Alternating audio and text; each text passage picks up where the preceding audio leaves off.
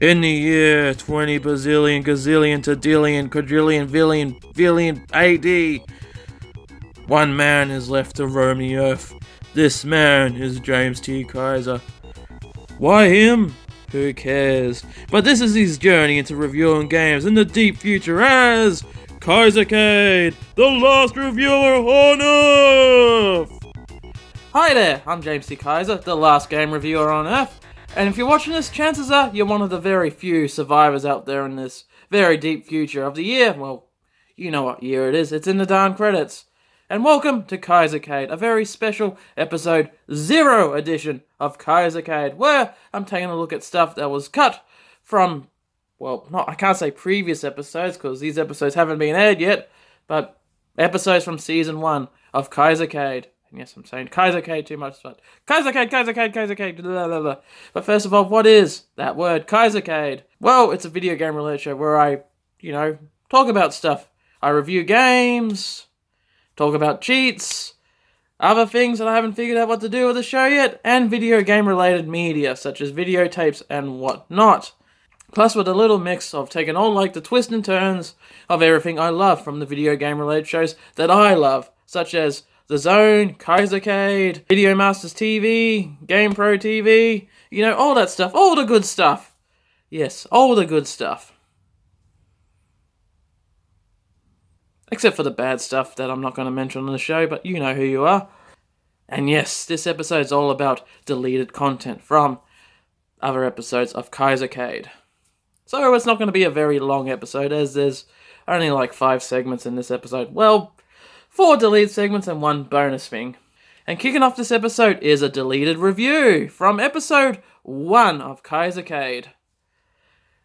This is my Endorlight review. The reason why it's cut wasn't because of the review, but of the game style itself. It was way too similar to another game that I'm reviewing on this episode. And that's the only reason, so here we go. My review for Endorlight, right here on Kaisercade episode 0. Yeah!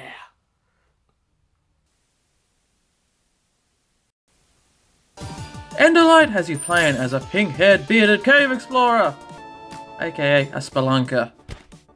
The goal in the game is to get to the end of the level by finding the exit, and all while trying to collect as much treasure as possible. There's nothing much to this game other than that.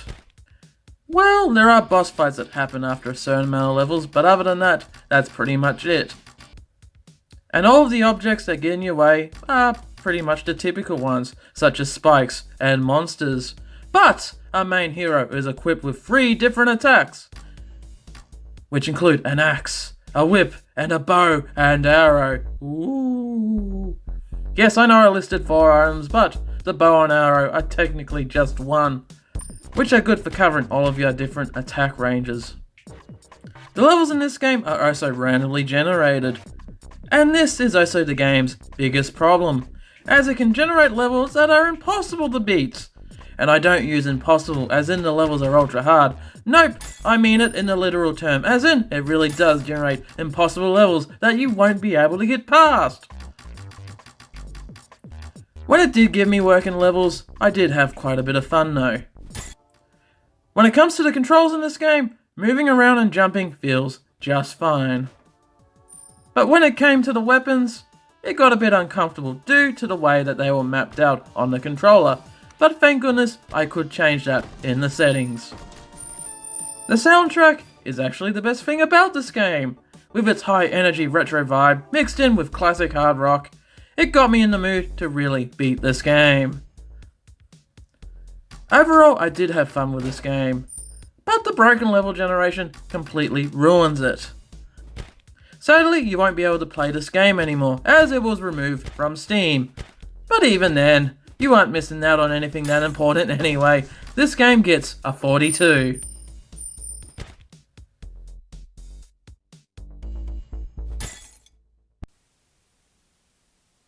This one is for all the lucky Sega Saturn fans out there that are lucky enough to own the incredibly rare and incredibly expensive Street Fighter collection.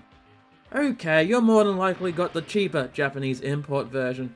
But still, this little code allows you to play as Akuma in Super Street Fighter 2X. And the way to play as the demonic Grandmaster himself is to plop in the first disc, and start up Super Street Fighter 2 Turbo, and not Super Street Fighter 2. That's a completely separate version that's also on this disc. And once the character select screen is up, highlight Ryu, and hold in the left shoulder button. And while holding in the left shoulder button, press the right shoulder button, and Bob Saget's your uncle. You'll now play as the super powerful fighter, Akuma. Sadly, he won't have a super bar, but who cares, as he can throw fireballs in the air. That's right, fireballs!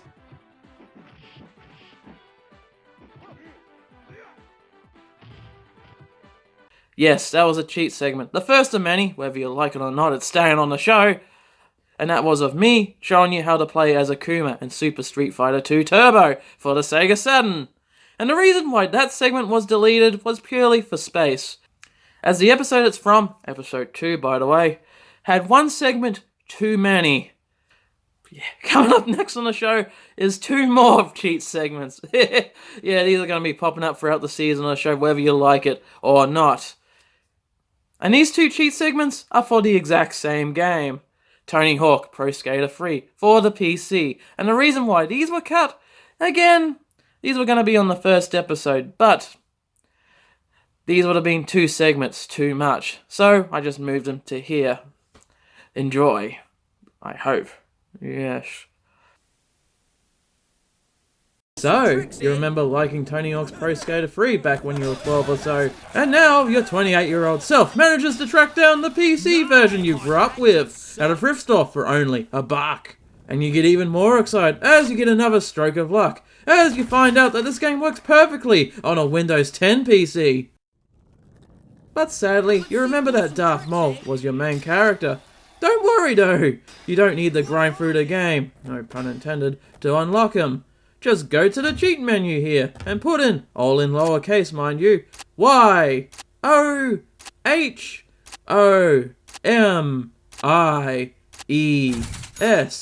which spells out your homies. Now you have access to Darth Maul and many different characters, including my main guy, Kelly Slater. Yeah, surf's up, dude. Hey!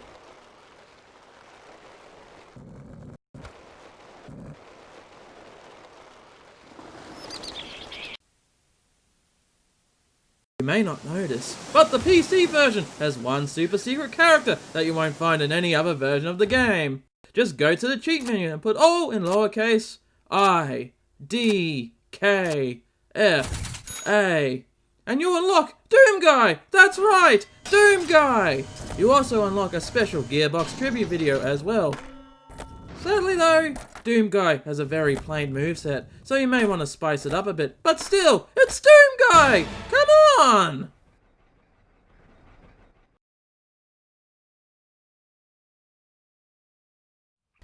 That's it. That's all of the deleted stuff from the first few episodes of Kaisercade.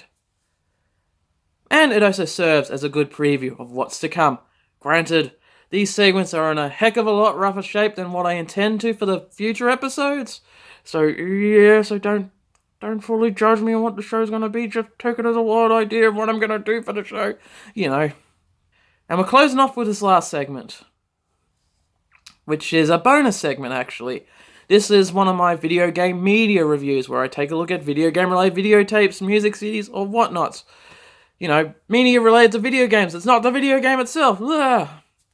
And in this segment, I take a look at a Virtua Fighter videotape, released by Shonen Jump, part of their V-Jump series. Yeah, I'm going to be keeping this segment throughout the rest of the series, but probably not like this, as I recorded this before Kaisercade, and therefore, when I record things to be just single segments, I try to make them as detailed and long as possible. Well, not really. I just went through so many details in this one, so when I do more future segments on this sort of thing, they probably won't be as long-winded or drawn out as they are as they were when they were released singly. But yeah, enjoy. Hi, I'm James Kaiser, and we are back with another episode of the Retro Gaming Media Reviews, to where I look at the promotional side of video game things, such as videotapes, DVDs, and even Laserdiscs. And on today's episode, I take a look at something on the Sega side of things. Yes, this is the Virtua Fighter WFT tournament from V-Jump. But before I go over what's actually on the tape, it's time to look at, well, the case. And as you can see, there is a nice big picture of Lowell. A really nice picture, actually. It's a really good position, pose, and everything on a nice, it's just a plain yellow background. But the picture and the background really do complement each other. And while I can't read most of the Japanese on here, I can read, it says Virtua Fighter, the World Fighters Tournament. Ooh. Yeah, can't read that, but I do recognize that logo. That is from V-Jump, which if you're familiar with Shonen Jump magazine, that's the video game magazine version. But that's the front. On the side, you can see Lowell's fist extends, and you get the WFT logo. You got English here with the World's Fighting Tournament. And you got the Japanese logo here, the V-Jump, Shueisha. And no price on this one, because this was a promo tape. And I really don't know how people got their hands on this. Don't know if it was through a magazine subscription or something like that, or it really was for sale, or it came with something. All I know is this tape exists. Yes, I know, all of you is coming to look for information, being slightly disappointed that I don't know the origins of this tape. But I'm here to talk about what's actually on the tape. Oh yeah, I forgot to show the back. Showing off other Sega-related videotapes, which these ones were actually for sale. So you got another Virtua Fighter one. Actually got a few Virtua Fighter ones. Got one for Daytona USA, one for Virtua Fighter 2. This one here, which looks interesting, which was this one here. My pointer finger's pointing at. This one looks interesting because it was a tournament for Virtua Fighter and Virtua Fighter 2. And you got this one, a Sega amusement a Sega amusement tape showing off the new and upcoming arcade games. Ooh, exciting. And as for the tape itself, it's got a very nice red and white label. And the colours really do complement each other very well.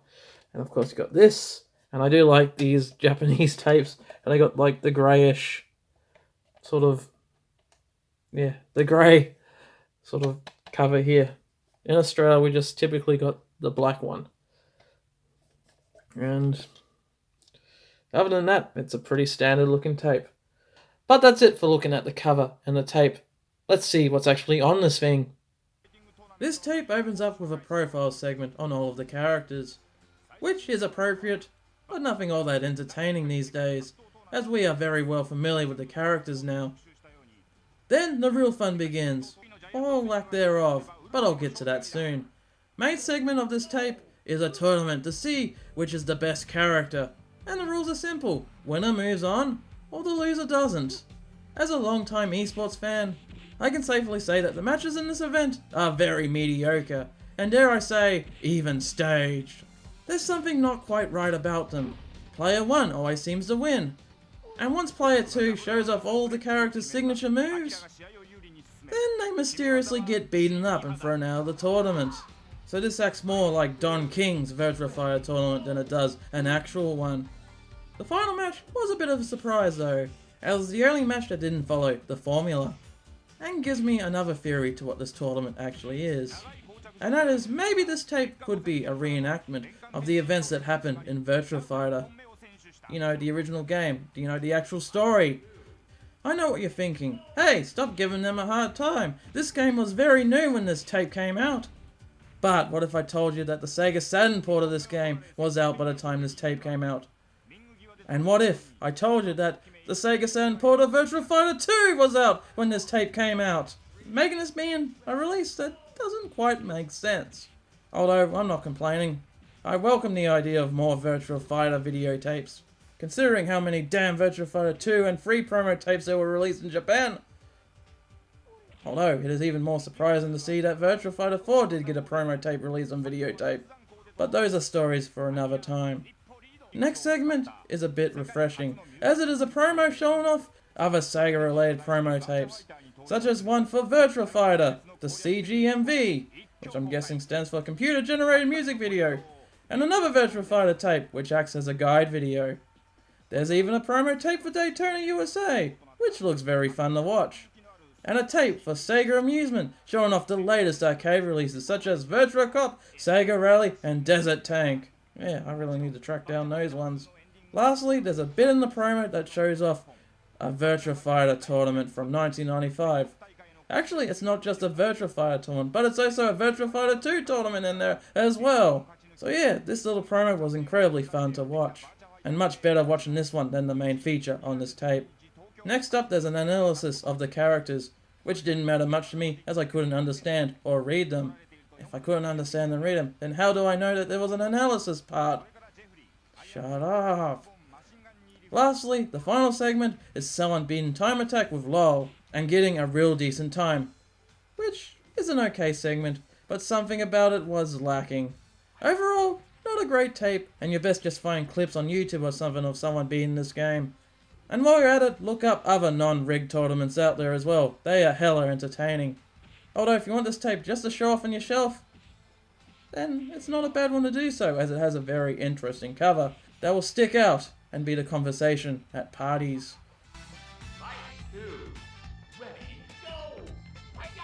Yep, that is it for this episode. Thank you for watching. Make sure to leave a thumbs up or a thumbs down, depending on the mood you're in. And please, subscribe. And yes, I have to say this, but this is the last video that I'm going to be working on for my channel for quite some time. No, this is not me saying goodbye, this is me announcing a hiatus. Why? Because I'm going to be very busy over the next 6 months, completing Retro Kaiser the game, Shmuptober 3, which I'm looking forward to releasing that, and of course finishing off the rest of the season of this. As when this season is fully produced, I intend on releasing it as a weekly show. Yeah, exciting stuff. So yeah, thank you for watching, and I'll see you next time, whenever that may be. This episode of Kaisercade was written, starring, directed, edited, and footage captured by James T. Kaiser. The review overlay was done by Sendu. Games shown in this episode are owned by the respective companies. Special thanks to all that watched and all that inspire me. 2018 Kaisercade Productions. Yeah!